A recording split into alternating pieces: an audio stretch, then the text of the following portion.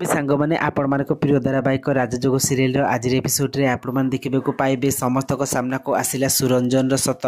हाँ सांग मैंने आपण मैंने देखा पाइबे जितेबाला पार्टी सुरंजन पान को देखुची से ऑटोमेटिक पान आड़े टाणी ही जाऊँगी आते से दिया को कौच आरे दिया मैडम ए सबूर व्यवस्था किए कर सबू देखला मो मन बहुत खुशी होगला।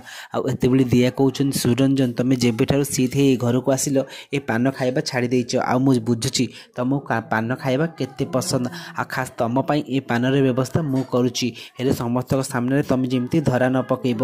आते सुरंजन को बापा माने आयन को बापा आसी कहते जे आज मो चारि पुओ मते पान भांगी देबे आ मु खाइबी आ से समस्ते पान भांगी देबे किंतु आयन को बापा को आयन रो आ सुरंजन पान बहुत पसंद आसीबो।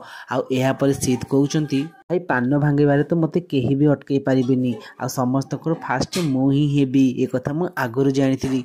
आ एते सोना कहउचन जे हेले सी तमे ता आगुरु केबे पान खाइनो कि भांगिनो तमे पान भांगिबा केमिति सिखिलो।